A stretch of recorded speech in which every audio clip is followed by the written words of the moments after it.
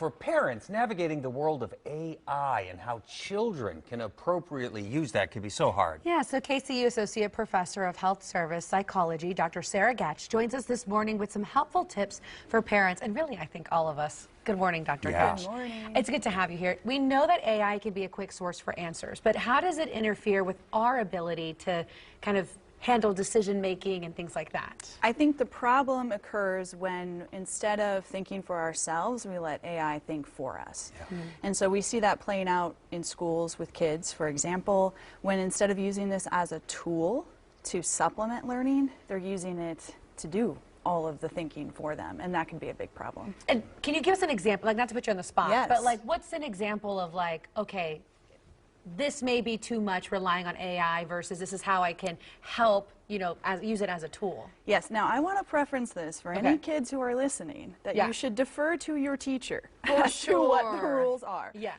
But for example, having AI write an entire first draft for you, that's way too much. That's AI doing the thinking. Right. You writing a first draft and then submitting it to AI and saying, does this flow the way that it should? Am I missing a piece of my argument here?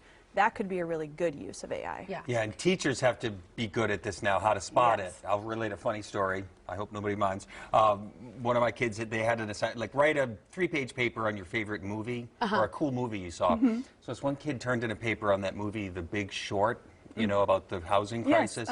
And there were like 16 pages explaining credit default swaps.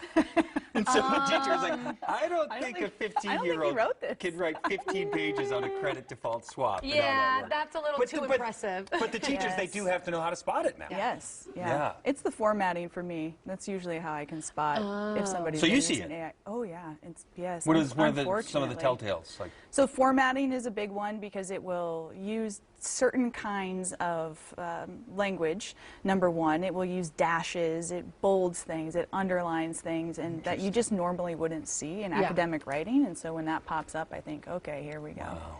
And that's what people say too. It's like when it doesn't sound like the person writing it, or it's kind of like, I've caught it a few times too, where I'm like, this doesn't sound like a text I'd get from my mom. This has been happening recently when I get emails from people. Yeah. I can tell. I can hear their voice or not hear their voice when they're writing me, and I understand wanting to be efficient. Sure. And AI can be great for responding to emails, but when you lose your voice entirely, I don't know. Yeah. Oh, God. Yeah, I don't like it. I made a doctor's appointment recently. There was an AI chatbot that, and it was really hard. Like, I was able to tell, but I could see how some people wouldn't. Yes. You know, like you don't even know if you're talking to a person. Yeah. I know. It's unsettling. Yeah. I think. And speaking of that too, when it comes to like disagreements, right? A lot of times I know you can change the filter, that may help, but for kids, you know, kind of going to AI, turning to AI, kind of helping them agree with what they're thinking, you know, how can they handle disagreements in the future? Yeah, I think you're making a good point, which is I don't think they'll be able to do that very well. So remember,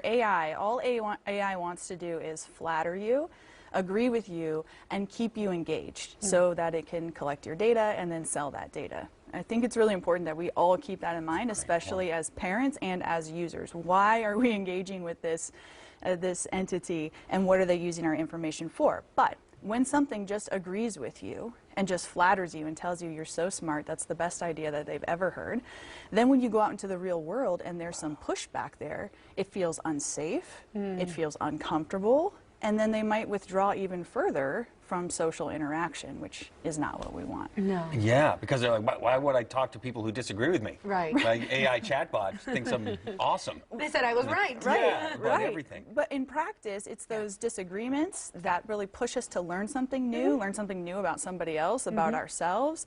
You know, without that, we're really stunted in a lot of ways. And are there other like big concerns that come to mind just in the whole realm of AI? And I mean, we always say these are developing brains, you know, like they're still not fully formed till like 25. Yes. So if they're, you know, programmed by this AI, it's terrifying. Yes, so we have the cognitive development piece, right? So if they're thinking for us, that's a problem. And then we have the social development piece. So if we are only interacting with something that agrees with us and not a human, that is impactful. And then I also want to highlight the dangers around mental health and AI, and kids turning to AI to share really sensitive thoughts and feelings that they might be having. AI is not a good partner when it comes to mental health. Remember, all it wants to do is agree with you and continue to engage.